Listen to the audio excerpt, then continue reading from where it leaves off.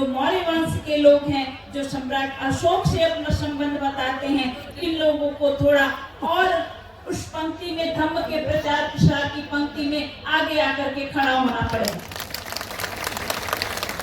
여러분들이 오늘 아쇼카 석주 아래에서 이런 행사를 하는 것도 그런 마음을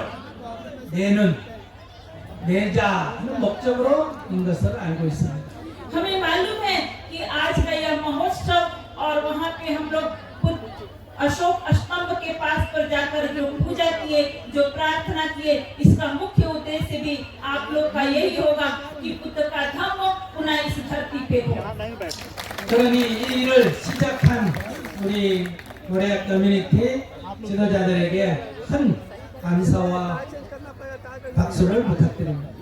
इसलिए मौर्य कम्युनिटी के सभी कार्यकर्ताओं के इस इतने सुंदर भावना रखने के लिए एक बार जोरदार ताली बजा दीजिए।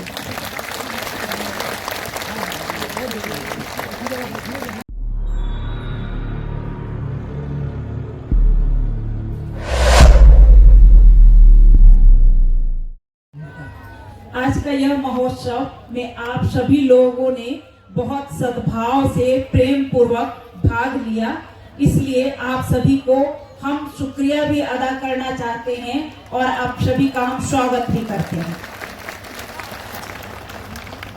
오늘 여러분들은 부처님의 법을 따르고 아소카 대왕의 뜻을 따르기 위해서 이렇게 모였습니다. आज हम लोग यहाँ पे इसलिए इकट्ठा हैं कि हम लोग भी बुद्ध के धम्म को जानना चाहते हैं, उनके धम्म के रास्ते पे चलना चाहते हैं और सम्राट अशोक ने जिसे अपनाया उसे हम भी अपनाना चाहते हैं।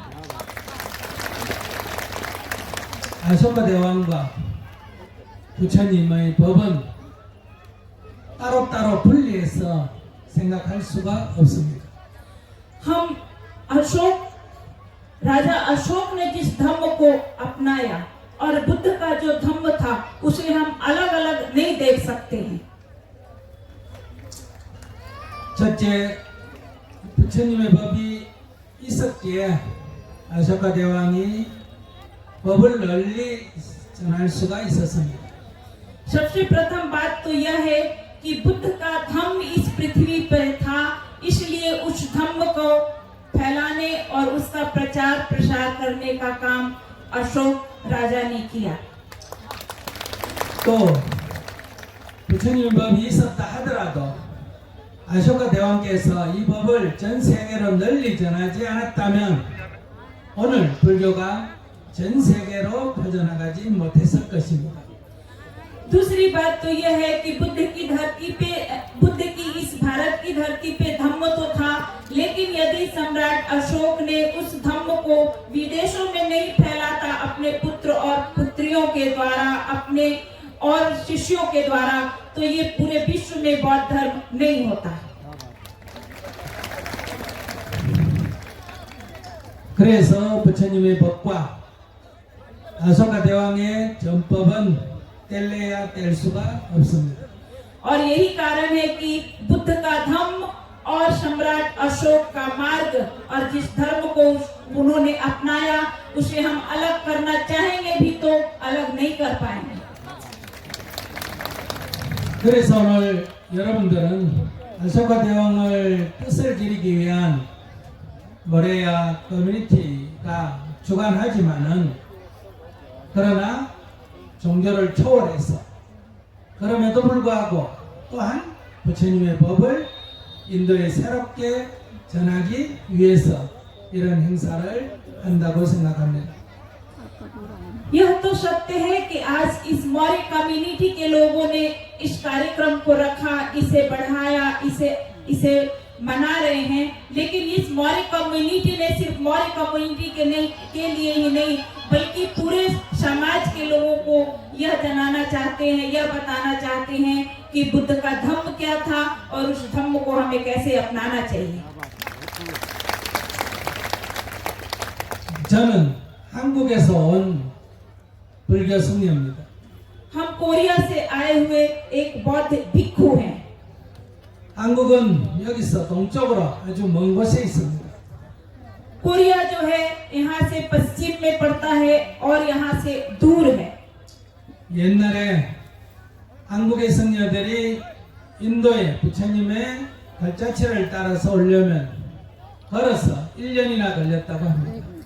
और यदि प्रथम की बात करें तो उस समय यदि बौद्ध भिक्षु कोरिया से यहाँ आना चाहते थे तो उन्हें 1 वर्ष का समय लगता था यहाँ तक आने में, भारतवर्ष तक आने में। 또 배를 타고 와도 6개월이 걸렸다고 합니다.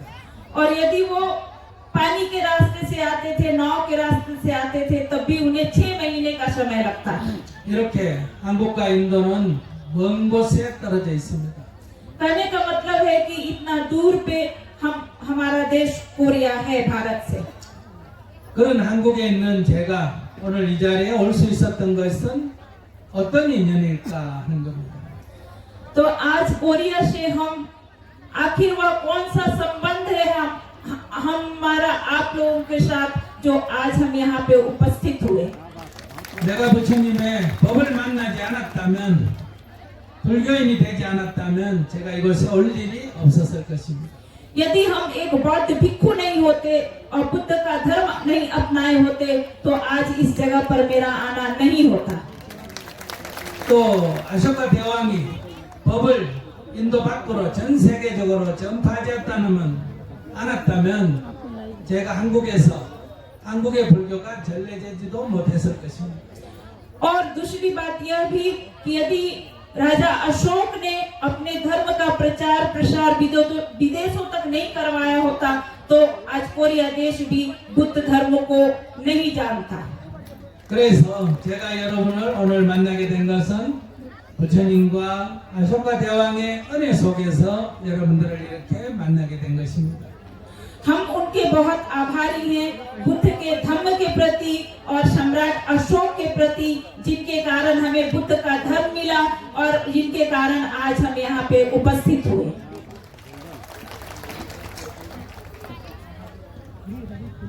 아쇼카 대왕은 여러분들께서도 잘 알고 있을 거라 생각합니다. हमें इतना उम्मीद है कि संभवतः आप सभी लोग सम्राट अशोक के बारे में जानते होंगे। 아쇼카 대왕은 인도 전 역사에서 가장 위대한 왕이고 정치인입니다.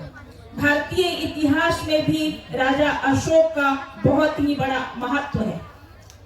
아쇼카 대왕은 인도 대륙에 있는 많은 민족과 나라를 하나로 통일한 첫 번째 왕입니다. और वह प्रथम ऐसे राजा थे जो पूरे भारत को एक सूत्र में बांधे थे, पूरे भारत पे विजय प्राप्त किए थे। 물론 자기 스스로 혼자만 한 것은 아닙니다. निश्चित है कि उन्होंने अकेले स्वयं एक इस काम को नहीं किए। 찬드라굽타 모레야인 첫 번째 할아버지 왕과 아버지 왕 그리고 이어서 인도 대륙을 통일한 것입니다.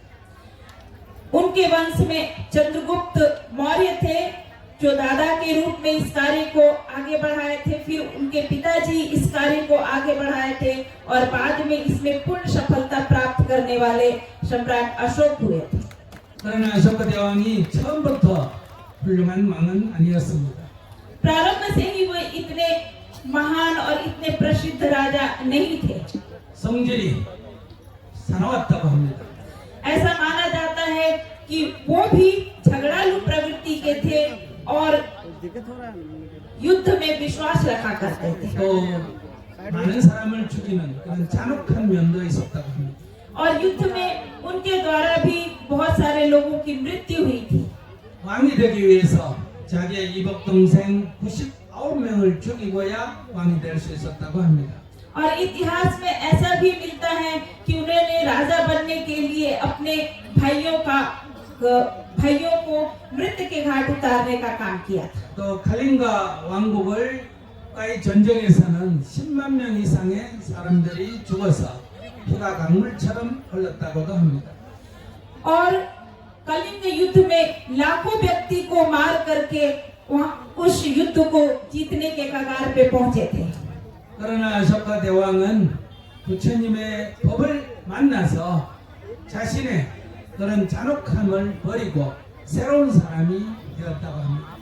लेकिन उसी समय उनका मिलन बुद्ध के धम्म से हुआ और बुद्ध के धम्म को जानने के बाद उन्होंने इस क्रूर कार्य को छोड़ दिया। 그는 자신의 과거에 그런 잔혹함을 깊이 참회하고 스스로뿐만 아니라 이 모레아 왕국에서 살생을 금지시켰다고 합니다. और बुद्ध के रास्ते पे चलने के बाद उन्होंने करुणा को अपनाया और पूरे मौर्य साम्राज्य में अहिंसा के धर्म का पालन करवाया। 살생을 금지시키는 그런 소극적인 행동에서 머무르는 게 아니라 많은 어려운 사람을 도왔다고 합니다.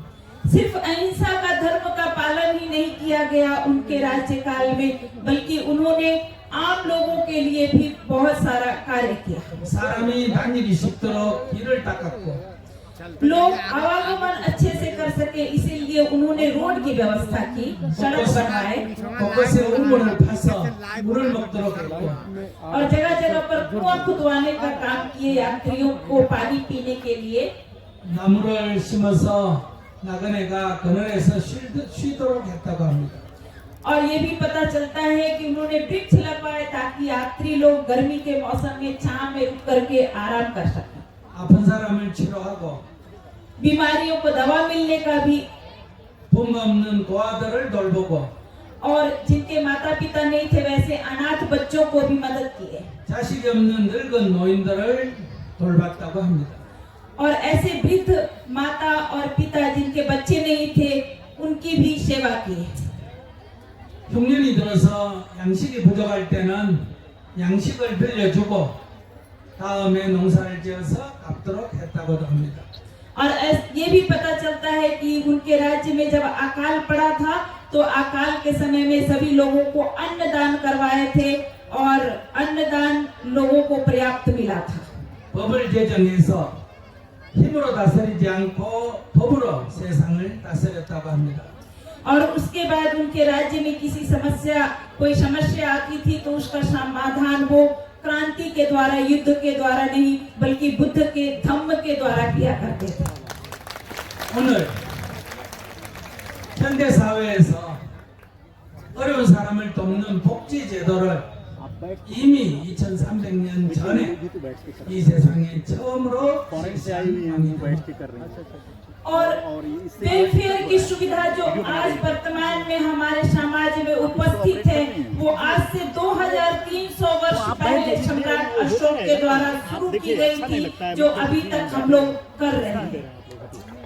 그렇기 때문에 서양 사람들이 인도를 지배하면서도 자기들보다도 훨씬 더 앞서서 복지 제도를 수행한 아소카 대왕의 공덕에 대해서 감동을 했다고 합니다. और जब अंग्रेज लोग हमारे यहाँ आए थे तो वो भी सम्राट अशोक के बारे में जानने के बाद बहुत ज्यादा उनसे प्रभावित हुए थे। 그렇기 때문에 착한 사람이 부처님의 법을 만나가 착한 사람이 됐다는 것은 그렇게 빛나지 않습니다만은 악한 사람이 부처님의 법을 만나서 선한 사람이 됐다는 것은 그 사람도 훌륭하지만은 부처님의 법이 얼마나 위대하냐 하는 것을 보여주고 있습니다. तो जो व्यक्ति शुरू से करुणामय है, शांति प्रिय है, वह बुद्ध धर्म को अपनाकर समाज में उतना प्रकाश नहीं फैलाता है। जो व्यक्ति पहले से क्रूर है, शांति प्रिय नहीं है, वैसे व्यक्ति जब करुणामय बन जाते हैं बुद्ध के धम्म पाने के बाद, तो समाज में एक अलग तरह का प्रकाश उत्पन्न होता है, लोगों पर एक अलग तरह का प्रभाव पड़ता है। 그렇기 때문에 오늘 우리 어떤 사람도 부처님의 법을 만나서 공부를 하게 되면 아소카 대왕처럼 누구나 다 새로운 사람, 좋은 사람으로, 훌륭한 사람으로 다시 태어날 수 있다는 것입니다. और इसलिए हम आज ये कह रहे हैं कि बुद्ध का धम्म जो है वो सभी लोगों के लिए है, जो करुणा प्रिय हैं, शांति प्रिय हैं उनके लिए भी और जो नहीं है उनके लिए भी, ताकि इस धम्म के द्वारा उनका जन्म जो है वो सफल हो जाए। 아소카 대왕은 자신이 이렇게 크게 변하도록 해준 부처님의 법에 너무나 깊이 귀의하고 부처님을 존경해서 부처님의 발자취를 따라서 하나하나 다 순례를 했다고 합니다.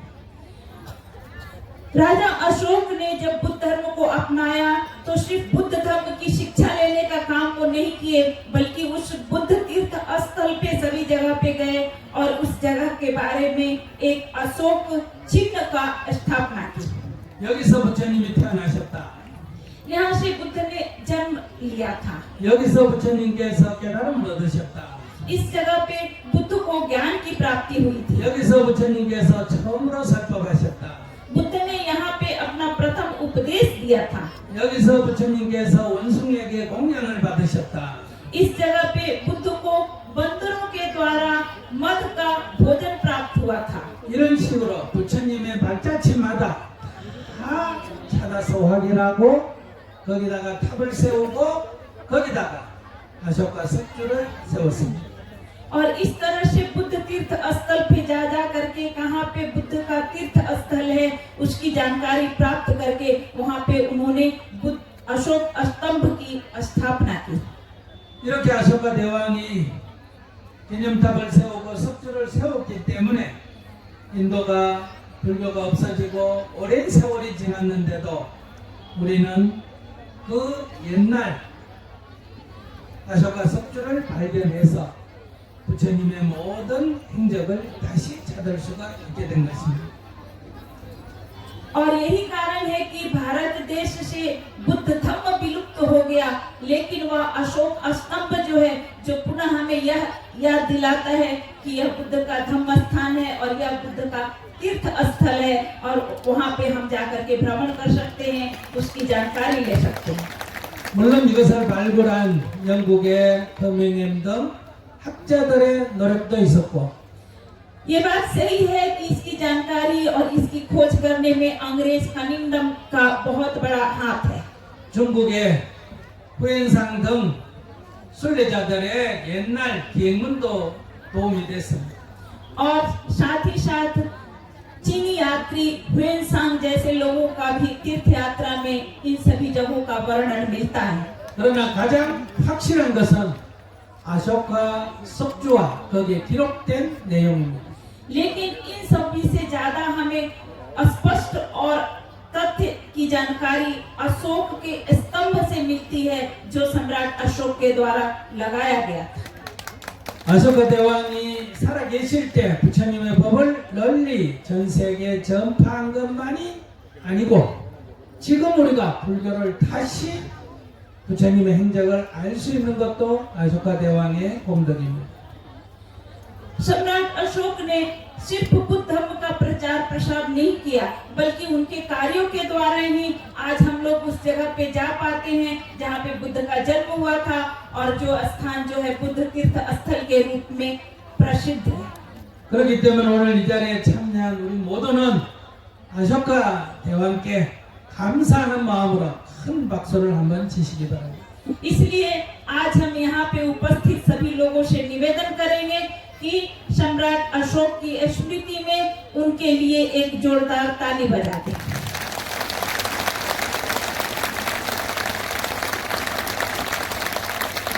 부처님이 열반하시고 부처님의 시신을 화장해서 사리가 나왔는데 그것을 8몫으로 나누어서 8개의 탑을 쌓았습니다. बुद्ध जब महापरिनिर्वाण को प्राप्त हुए उनके शरीर को जलाया गया और वहां से जो हमें उनका रैलिक मिला वो रैलिक भी कई एक भागों में बांटा गया था। 가빌라바스의 석가족도 사리일보를 가져서 탑을 쌓았고 उसमें साक्य जोग के लोग भी साक्य वंश के लोग भी उसमें से उसका कुछ अंश प्राप्त करके उसका स्तूप बनवाए थे। 대바다의 꼴리족도 사리일보를 가져가서 탑을 쌓았고 और देवदह के कौलिये लोग भी उनसे अपना संबंध रखते थे, इसलिए उन लोगों ने भी उनका रैलिक लेकर के उसका स्तूप बनवाया। 바이살리의 리차비족도 사리탑을 쌓았습니다.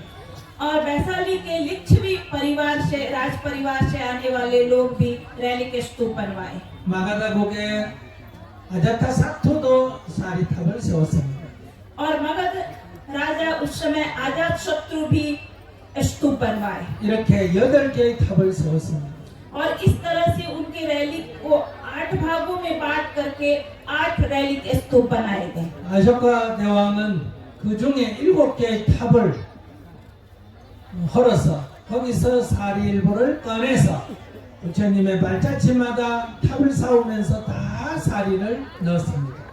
और सम्राट अशोक जो थे उसमें से 7 स्तूपों को ढा करके वहां से उनका रैलिक निकाल करके उसे बुद्ध के तीर्थ स्थलों पे सभी तीर्थ स्थलों पे फिर से उसे बांट बांट कर उसका रैलिक रखकर वहां पे स्तूप का निर्माण करवाए थे। 부처님의 사리가 북인도 지역, 부처님의 활동 지역에만 있던 것이 전 인도로 사리탑을 세우고 석주를 세움으로 해서 불교가 전 인도로 전파되는 계기가 됐습니다. और जो स्तूप उस समय सिर्फ उत्तरी भारत में था वह स्तूप सम्राट अशोक ने पूरे भारतवर्ष में उनके रैली का स्तूप बनवाने का काम किया। 그리고 아쇼카 대왕은 전법사를 각국 세계 곳곳에 파견했습니다. और साथ ही साथ उन्होंने सभी जगहों पे बहुत सारे जगहों पे सभा समागार बनवाया था 동쪽으로는 버마까지 미얀마까지 파견을 했고 और पूर्व की ओर में पश्चिम की ओर में वो म्यांमार तक गए थे 남쪽으로는 스리랑카까지 파견을 했고 और दक्षिण में वो श्रीलंका तक गए थे 저 서쪽으로는 로마까지 유럽까지 파견을 했습니다. और पूर्व में वो रोमन साम्राज्य तक गए थे 이렇게 함으로 해서 불교가 전 세계로 전파되게 된 것입니다. और इस तरह से बुद्ध का धम्म जो था पूरे विश्व में फैला था। 뭐 그런 결과로 저는 멀리 한국에 있으면서도 이러한 전법사들의 노력으로 불교를 만나게 됐습니다. और वैसे लोगों के द्वारा बुद्ध का धर्म का प्रचार प्रसार होने के कारण ही बहुत दूर देश कोरिया में रहने के बाद भी हमें बुद्ध धर्म की जानकारी मिली और हमने बुद्ध धर्म को अपनाया। 그러나 불행하게도 지금 인도에는 불교가 아주 적어졌습니다. 쇠락했습니다. लेकिन थोड़ा दुख इस बात पे होता है कि वर्तमान समय में भारत में बुद्ध धर्म जो है कम देखने को मिलता है। 사키족이 자기 조상이 부처님인도 모르고 모레아족이 자기 조상이 아소카인지도 모르는 정도로 그만큼 쇠락했습니다. और इसकी स्थिति इतनी खराब हो गई कि शाक्य वंश के लोग ये नहीं जानते हैं कि हम बुद्ध के परिवार शाक्य वंश से आते हैं और मौर्य लोग ये नहीं जानते हैं कि हम सम्राट अशोक के मौर्य वंश से हमारा संबंध है। 그러나 지금은 학교 교육을 다 받게 되면서 이제는 부처님도 알게 되고 아쇼카 대왕도 알게 되고 모레아는 우리 조상이 아쇼카구나 사키는 우리 조상이 부처님이구나 하는 것도 하나씩 하나씩 알게 됐습니다. लेकिन वर्तमान में स्कूली शिक्षा के द्वारा किताबी शिक्षा के द्वारा आज के विद्यार्थियों में यह जानकारी किताबों के द्वारा मिल रही है कि यदि हम मौर्य वंश से हैं तो हमारे पूर्वज सम्राट अशोक हैं, यदि आज हम शाक्य वंश से तो हैं तो हमारे पूर्वज बुद्ध से हैं। 옛날부터 전해 내려오는 말에 이런 전해 내려오는 얘기가 있습니다. बहुत पुरानी कहावत है जिसमें इस तरह की बात कही गई है। 불교가 인도에서 출발해서 전 세계로 퍼져나갔다가 बुद्ध धर्म जो है वो भारत की धरती से शुरू होगी और पूरे विश्व में फैलेगा 500년씩 5번을 지난 후에 और 500 वर्ष 5 बार बीतने के बाद 다시 인도에 돌아와서 인도의 불교가 부흥한다. 500 वर्ष 5 बार बीतने के बाद फिर से यह बुद्ध का धर्म भारत की धरती पे आएगा। 지금 부처님이 열반하시고 2500년이 조금 지났습니다. आज सचमुच में बुद्ध की महापरिनिर्वाण से थोड़ा अधिक हो गया है। 이제 인도의 불교가 부흥할 타기 시작했습니다. और बुद्ध धर्म का पुनः भारत की धरती पे उत्पन्न होने का समय आ गया है।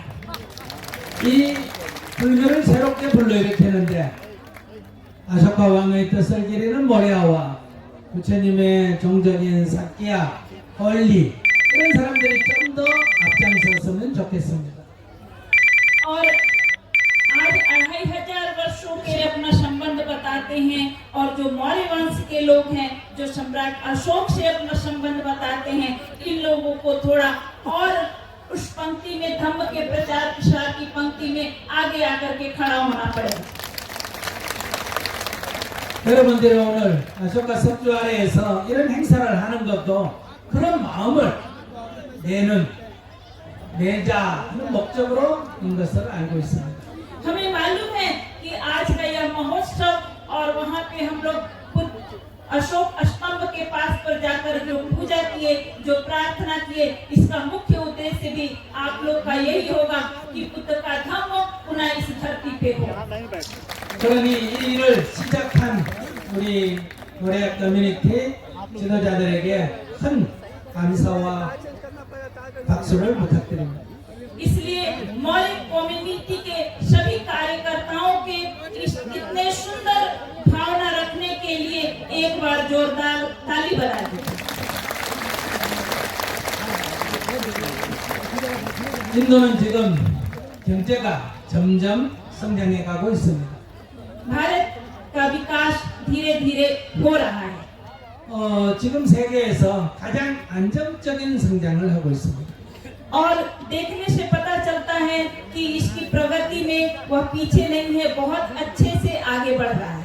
이미 우리를 지배했던 영국의 경제력을 넘어섰습니다. और यहाँ तक कि यूरोप देश जिसके कभी हम कब्जे में थे, उससे भी आगे बढ़ रहा है। यूनाइटेड किंगडम उसे बोल सकते हैं। 앞으로 10년만 지나면 세계 3대 경제국이 될 것입니다. और आगे 10 वर्षों के बाद भारत का स्थान 3 मुख्य देशों में एक भारत भी होगा। 인도는 이제 옛날에 식민 지배를 받던 그런 가난한 나라가 아닙니다.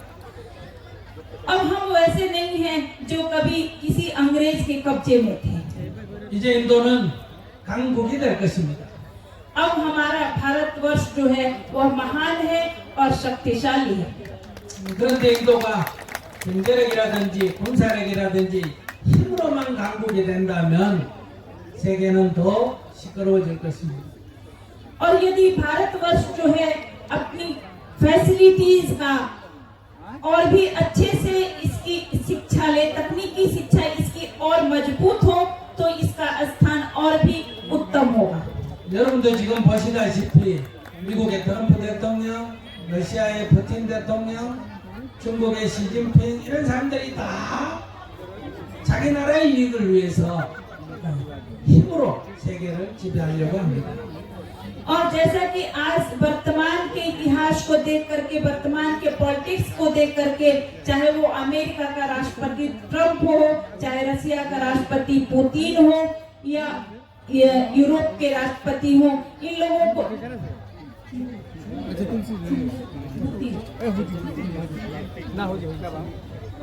और चाइना के राष्ट्रपति शी जिनपिंग हो, इन लोगों को देखने पे ये कह सकते हैं कि इन लोग अपने देश को शक्तिशाली बनाने के लिए और खुद को एक एकल साम्राज्य स्थापित करने के लिए 만약에 이렇게 계속해 간다면 세계는 다시 전쟁으로 치달을지도 모릅니다. और यदि इनकी नीति को हम अपनाते हैं तो पूरे विश्व को पुनः से एक बार युद्ध के झोंक में झोंक देंगे। 이런 시대에 인도는 아쇼카 대왕의 그 담마로서 평화적으로 세계를 통치하고 세계의 평화를 지키는 그런 나라가 되었으면 좋겠습니다.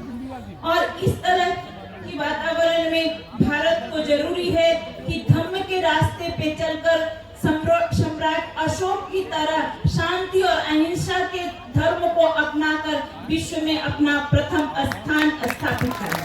그렇기 때문에 인도는 경제력을 성장하는 것도 좋지만은 아쇼카 대왕의 그러한 평화 정신, 복지 정신을 어떻게 살리느냐 이걸 우리가 전부 따라 배워야 합니다. भारत का विकास तो जरूरी है, लेकिन भारत के विकास के साथ साथ भारत में शांति हो और भारत में लोग सद्भाविक बने, सद्भावना हो, लोगों को आपस में मैत्री संबंध रहे। 이 경제가 성장하면 물론 먹고 입고 생활하고 편리한 점이 있지만은 지구 전체로 생각하면 많은 우려도 됩니다. यदि हम सिर्फ अपने खाने पीने और रहने के लिए सोचते हैं तो उसमें कोई दिक्कत नहीं है, लेकिन अगर पूरे संसार के बारे में हम सोचते हैं तो सिर्फ हमें अपने रहने और खाने के बारे में सोचना पर्याप्त नहीं है। 여러분들 뉴스 보시죠? आप लोग समाचार जरूर देखते और सुनते होंगे।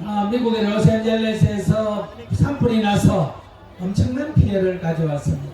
अमेरिका में लॉस एंजल्स में आग लगी, जंगलों में आग लगी और उससे बहुत बड़ा उसको क्षति हुआ। 이것처럼 세계는 기후 변화로 인해서 큰 위기에 봉착했습니다. और इस तरह से वातावरण में जो बदलाव आ रहा है, पर्यावरण की जो समस्या बढ़ रही है, उससे बहुत सारी घटनाएं घटित हो रही है। 이런 기후 위기는 우리가 많이 생산해서 많이 소비하는 게 잘 산다 하는 소비주의 때문에 일어난 것입니다. और इस तरह की घटनाएं जो हैं वो इसलिए घट रही हैं कि हम लोग ये जानते हैं कि जितना भी उत्पाद हो और जितना हम उसका उपयोग करें, उत्पादन और उपयोग में वृद्धि हो तो हम अच्छे से रह सकते हैं। इस तरह की मानसिकता के कारण ये पैदा हो रही है। 그렇기 때문에 여러분들이 앞으로 경제가 좋아질수록 지구 환경을 살리는 그런 노력이 필요합니다.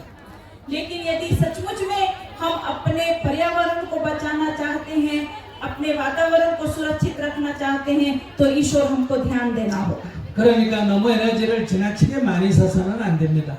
इसलिए एनर्जी का बचाव कीजिए, उसे बहुत ज्यादा खपत मत कीजिए। 그리고 쓰레기를 함부로 버려도 안 됩니다. और कूड़ा कचरा ज्यादा नहीं बनाइए। 여러분들은 인도에 쓰레기 함부로 버려서 지저분한 거 아시죠?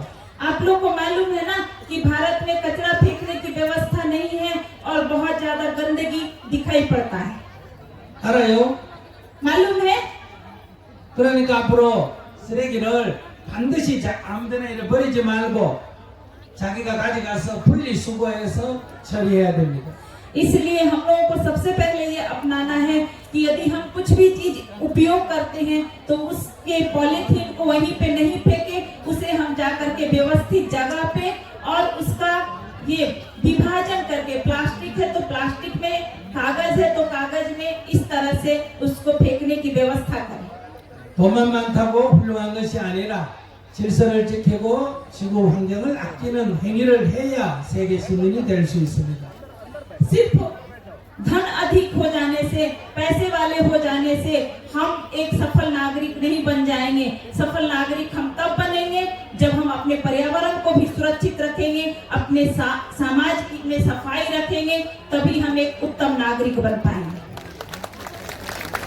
근데 이 환경 문제만큼이나 또 큰 문제가 있습니다. लेकिन इस पर्यावरण की समस्या से भी बड़ी समस्या एक और है हमारे देश 사람이 में। 이렇게 좀 밥 먹고 살만하면 목에 힘이 들어가서 잘난 척합니다. जिस व्यक्ति के पास रहने और खाने के लिए पर्याप्त धन हो जाता है तो उसका सीना थोड़ा ऊंचा हो जाता है, उसमें थोड़ी घमंड की भावना आ जाती है। 그래서 이 인간성이 자꾸 나빠집니다. और ऐसे घमंड की भावना आने पर सद्भावना की कमी हो जाती है उसमें। 이웃 간에 싸우는 거는 말할 것도 없고 형제 간에도 싸우고 부부 간에도 싸우고 이혼하고 이런 일이 점점 늘어납니다. और ऐसे लोग सिर्फ अपने बगल वाले लोगों की अपेक्षा या उपेक्षा ही नहीं करते हैं, बल्कि अपने परिवार में अपने भाइयों की भी उपेक्षा करने लगते हैं, अपने भाइयों से भी उनका संबंध खराब हो जाता है। 여러분들도 벌써 부모의 유산을 가지고 형제 간에 재판하는 사람 많죠? संभवतः आप लोगों में भी बहुत सारे लोग ऐसे होंगे जो अपने पिता की पैतृक संपत्ति के लिए आपस में भाई में झगड़ा कर रहे हैं। 이렇게 인간성이 점점 나빠지고 괴로움은 커집니다. और इस तरह से हमारा मानवीयता की कमी होने पे हमारे आपसी संबंध जो है वो खराब हो जाते हैं। 그러면 우리의 이런 마음의 괴로움을 어떻게 치료할 것인가 하는 거예요. और यहाँ पे हम कहीं ना कहीं से दुखी होने लगते हैं, तो इस तरह के दुखों का निवारण कैसे है?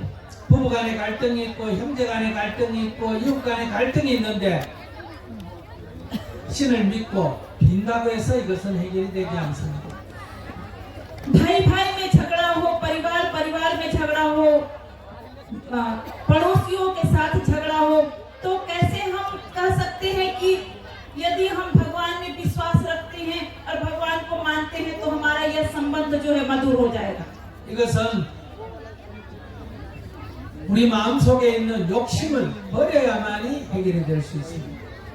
ये भगवान को मानने से इन संबंधों में सुधार नहीं हो सकता है। हमारे भीतर जो इच्छा है, हमारे भीतर जो पाने की मनोकामना है, उस इच्छा को हमें फेंकना होगा, उस उत्कट इच्छा को खत्म करना होगा। 그리고 자기 성질대로 자기 식대로만 하려는 고집을 버려야 합니다. और हम अपने अनुसार करने के लिए एक जिद पे जो अड़े होते हैं, वो अपना स्वभाव भी हमारा खत्म करना होगा। 이런 것을 가르친 게 누구냐? 부처님입니다. और ये सब की शिक्षा किसने दी? तो वो है बुद्ध। 우리의 괴로움은 탐진치 삼독에서부터 생겨난다. हमारा जो दुख है वो हम में से ही उत्पन्न होता है। हम अपने पाने की इच्छा को और ईर्ष्या को और द्वेष हमारे भीतर है, इसलिए हम दुखी हैं। 이런 탐진치 삼독을 우리가 버릴 때 우리의 마음에 평화를 얻을 수 있고 사람과의 관계에 평화를 가져올 수가 있습니다. जब तक हम प्रतिशोध और अपनी उत्कट इच्छा और शत्रुता की भावना को नहीं छोड़ेंगे, तब तक हमारा संबंध आपस में सुंदर नहीं होगा। 여러분들이 유럽이나 मि국에 가보셨습니까? क्या आप लोग यूरोप और अमेरिका जाकर के देखे हैं? 가보면 교회 가면 사람이 없습니다. यदि वहां जाएंगे और चर्च में जाकर के देखेंगे तो लोग एक भी दिखाई नहीं देते हैं। 노인들만 얼마 나옵니다. सिर्फ वृद्ध व्यक्ति 2-4 दिखेंगे वहां पे। 한국 같은 사회에도 종교를 믿는 사람이 점점 적어집니다. कोरिया जैसे देशों में भी धीरे धीरे धर्म के मानने वाले लोगों में कमी आ रही है। 왜 그러냐면 종교를 믿는다고 해서 우리의 마음에 평화가 오지 않기 때문입니다. क्यों ऐसा है? ऐसा इसलिए है कि धर्म में विश्वास रखने के कारण हमारे आपसी संबंध जो है या हम जो हैं वो हम दुख से रहित नहीं होते हैं।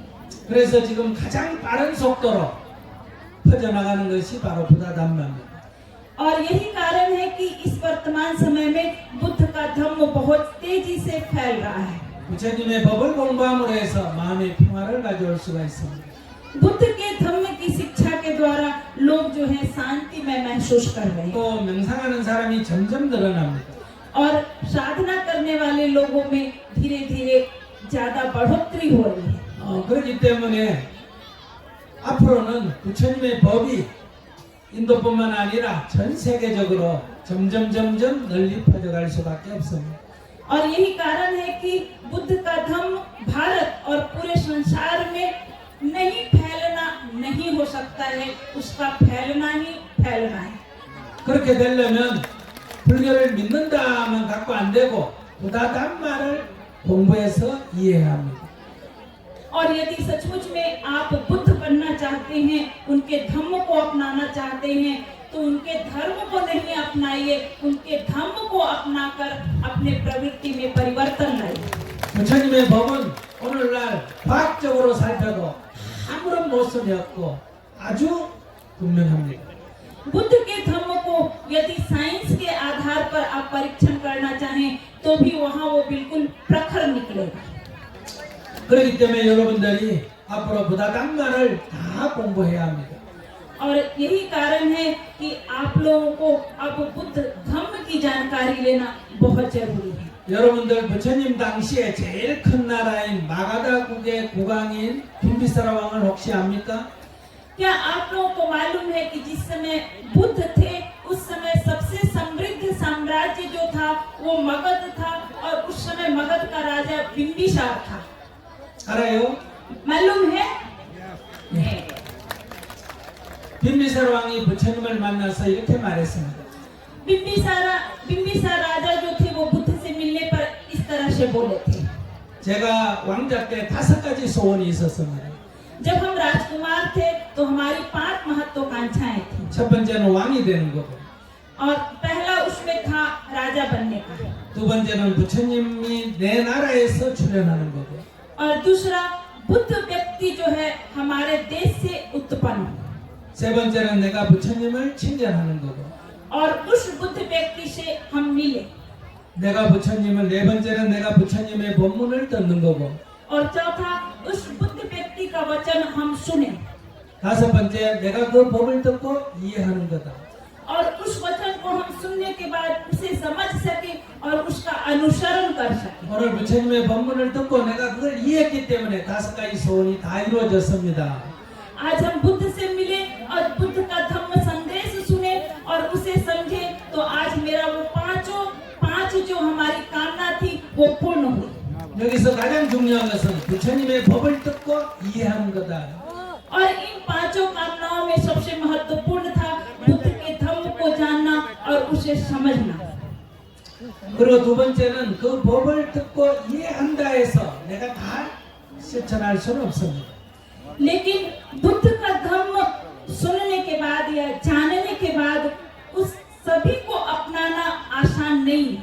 내가 그것을 경험하려면 여러 번 연습을 해야 합니다. यदि उस बुद्ध के धम्म को हम पूरा अपनाना चाहते हैं तो हमको कई एक बार उसके लिए अभ्यास करना पड़ेगा। 그래서 부처님께서는 마지막 돌아가실 때 열반하실 때 세상은 덧없다 부지런히 정진해라 낙선물이 바위를 뚫듯이 और यही कारण है कि बुद्ध जब शरीर छोड़ रहे थे तो उन्होंने अपनी अंतिम वचन में ये कहा था, संसार बहुत दुखी है, तुम अपना अभ्यास हमेशा जारी रखो। ठीक उसी तरह से जैसे एक बूंद गिरते हुए एक पत्थर में दाग बना देता है, 이렇게 우리가 꾸준히 정진을 해야 합니다. और उसी तरह से हम लोगों को अभ्यास भी प्रैक्टिस भी बुद्ध धम्म का अनुसरण करने के लिए हमेशा करना होगा। 그래서 첫째는 부처님의 담말을 내가 이해하고, उसमें सबसे पहले है बुद्ध ने किस धम्म को कहा, उनका धम्म क्या था इसे समझना, 그것을 내가 체험하고, और उसका अनुकरण करना, 그것을 다른 사람에게 전파해야 합니다. और खुद अनुकरण करने के बाद उसे दूसरे लोगों को बताना। 이렇게 여러분들은 이 법을 널리 전파해야 합니다.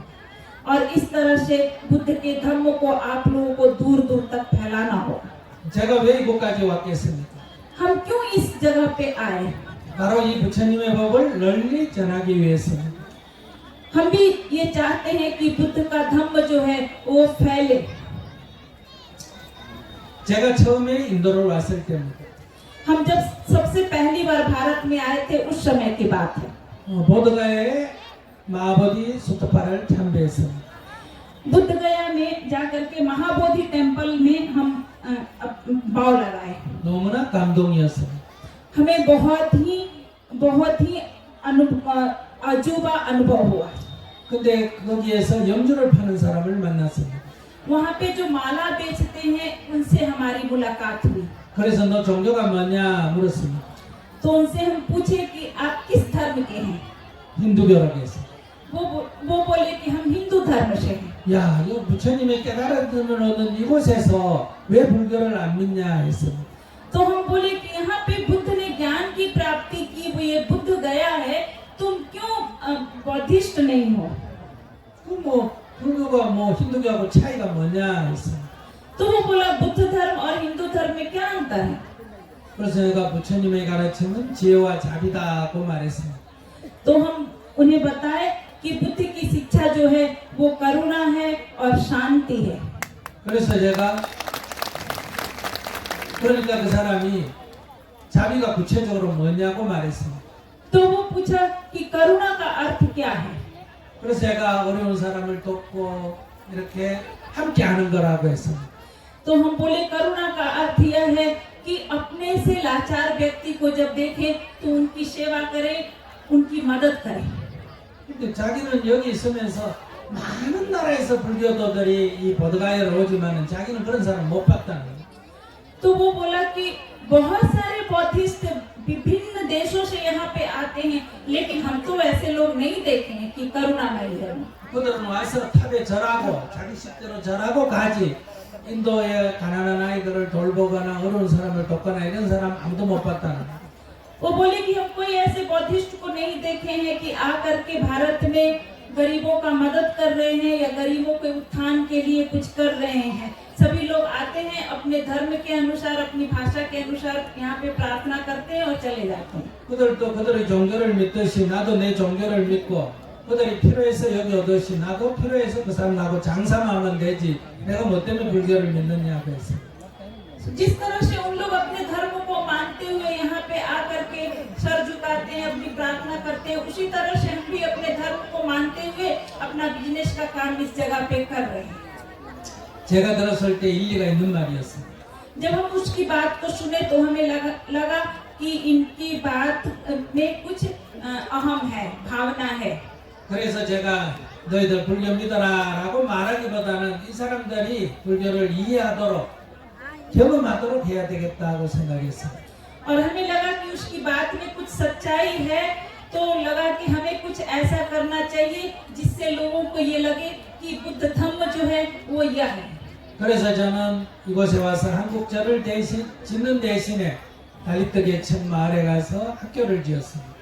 इसलिए हम भारत में आकर के बुद्धगया में कोरियन टेम्पल नहीं बनाए, वैसे दलितों के गांव में गए जहाँ पे कोई स्कूल नहीं था और वहाँ पे स्कूल बनाने का काम 또 병원을 지었습니다. और वहाँ पे अस्पताल नहीं था, अस्पताल बनवाने का काम किया।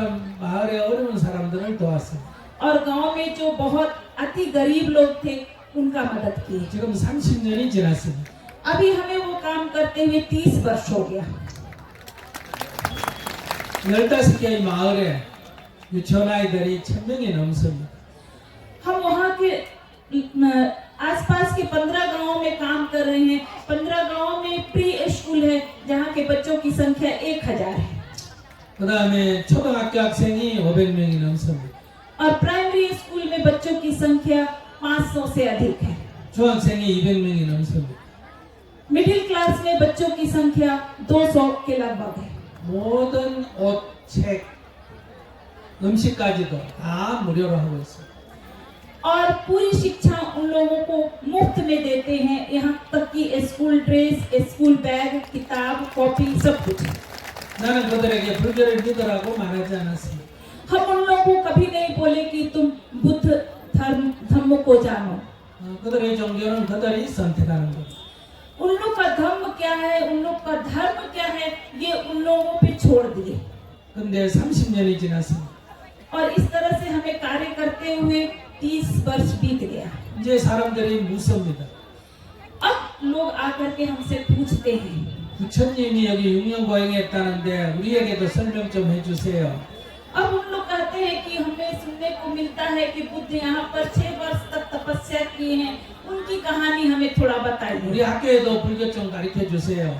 और स्कूल में बच्चे कहते हैं कि बुद्ध की शिक्षा हमें भी चाहिए। 우리도 명상 좀 가르쳐 주세요. हमें भी मेडिटेशन का प्रोग्राम हमारे लिए भी बना दीजिए। 스스로 불교에 대해서 궁금해하고 관심을 갖기 시작합니다. खुद से वो बुद्ध धर्म के बारे में, बुद्ध के धर्म को जानने के लिए उत्सुक होते हैं और हमसे जानना चाहते हैं। 아이들에게 불교를 믿으면 도와준다 이런 말을 해서는 안 됩니다. बच्चे को इस तरह की शिक्षा कभी नहीं देनी चाहिए कि बुद्ध के धर्म को मानोगे तो तुम एक महान व्यक्ति बनोगे। 부처님께 올리는 공양과 같은 공덕 있는 공양이 4가지가 있다고 했습니다. यदि हम सचमुच में बुद्ध धर्म को मानना चाहते हैं तो 4 ऐसे काम है जिसको करने पर हम बुद्ध धर्म का अनुसरण कर रहे हैं, ये कहना हो सकता है। 첫째, 배고픈 사람을 음식을 주는 거고. उसमें सबसे पहला है भूखे लोगों को भोजन करवाना। 두 번째, 아픈 사람을 치료하는 거고. दूसरा, बीमार लोगों को दवा देना। 가난한 사람을 돕고 외로운 사람을 위로하는 거고. गरीबों की मदद और जो लोग अकेलापन महसूस करते हैं उसके अकेलेपन को दूर करना। 청정하게 수행하는 사람을 외워하는 거다.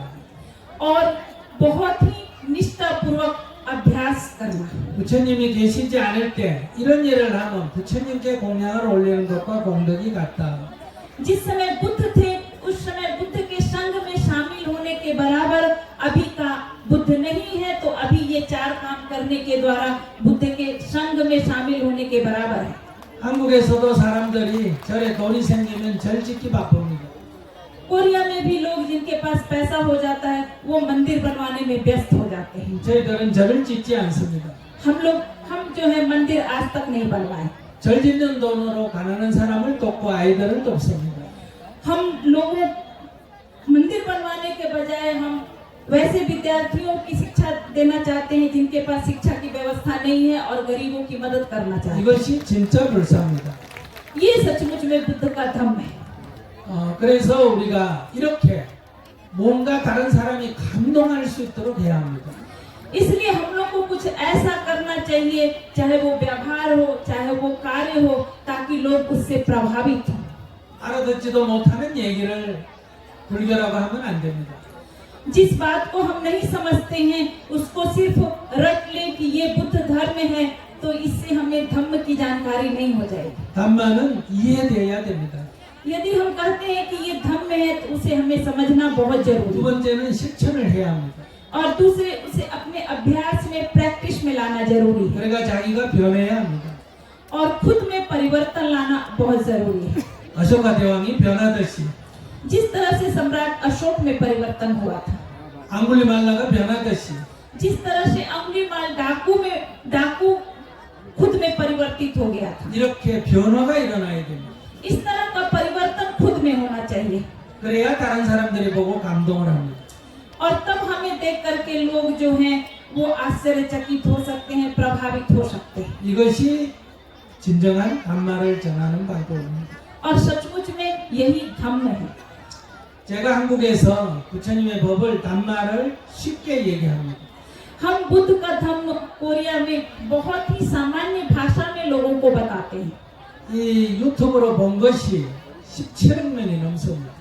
यूट्यूब के द्वारा हमारे धम्म को सुनने वाले कोरिया में 70,000 लोग से भी ज्यादा है, 회원이 150만 명이 넘습니다. और हमारे जो शिष्य लोग हैं, हमारा अनुसरण करने वाले मेंबर जो हैं, उनकी संख्या करीब 150만 명. 1.5 लाख से ज्यादा है। 대부분 절에 다니는 사람은 노인들이 많습니다. अभी भी कोरिया में मंदिरों में जाने वाले सिर्फ बुजुर्ग लोग ही हैं, 그러나 이 담마는 젊은 사람들이 많이 듣습니다. लेकिन इस तरह का धम्म सुनने वाले लोगों की संख्या जो है उसमें नवयुवक लोग ज्यादा आते हैं। 제가 이런 말씀을 드리는 것은 부다담마는 사람들을 괴로움으로부터 벗어나게 하는 힘이 있다는 겁니다. हम इसलिए ये बात बताते हैं कि बुद्ध का धम्म वह चीज है जिससे व्यक्ति अपने दुखों से बाहर आ जाता है। 그러니까 우리가 부다담마를 배우고 부다담마를 널리 전파해서 인도의 불교가 새롭게 일어나도록 한번 해봅시다. तो कैसे हम भी उस बुद्ध धम्म को जानेंगे जिससे हम आज दुखी थे, उस दुख से बाहर आ जाएं और फिर लोगों में यही धम्म का प्रचार और प्रसार करें। 어떻게 여러분들 아쇼카 대왕이 불법을 널리 전하듯이 모리아 커뮤니티가 중심이 돼서 인도의 불교를 새롭게 일으키는데 여러분들이 앞장서겠습니까? जिस तरह से सम्राट अशोक जो है बुद्ध धर्म को अपनाने के बाद पूरे विश्व में बुद्ध धर्म का प्रचार प्रसार किए, आज बौद्ध सम्राट अशोक कम्युनिटी के द्वारा हम ये पूछना चाहते हैं, क्या आप लोग भी बुद्ध धर्म के प्रचार और प्रसार के लिए, लोगों में परिवर्तन लाने के लिए एक कदम आगे बढ़ाएंगे? 네. 오늘 이렇게 여러분들 만나서 다시 한번 감사드리고요. आज आप लोग से इस तरह से मिलना हुआ, बड़ी खुशी हुई, फिर से एक बार धन्यवाद है। 부다담마 속에서 여러분과 저는 형제입니다. धम्म के अंतर्गत यदि हम अपना तुलना करें तो हम लोग भाई भाई हैं। 우리는 한국과 인도라고 하는 서로 멀리 떨어져 있는 나라의 사람이지만은 हम लोग कोरिया और भारत के निवासी, हम कोरियन हैं और आप भारतीय हैं, दूर देश के रहने वाले लोग हैं, लेकिन 그러나 우리는 부다담마로서 하나의 형제들입니다. लेकिन बुद्ध के धम्म के अनुसार यदि हम तुलना करते हैं तो हम लोग भाई भाई हैं। 우리가 같이 손을 잡고 이 부다담만을 전 세계로 전파하는데 같이 힘을 합합시다. हम लोग एक दूसरे का हाथ में हाथ डालकर इस बुद्ध धर्म का प्रचार और प्रसार दूर दूर तक करें। धन्यवाद। बहुत बहुत धन्यवाद। साथियों, नेशनल जनमंच को सब्सक्राइब करें, साथ ही बेल आइकन की घंटी को बजाएं।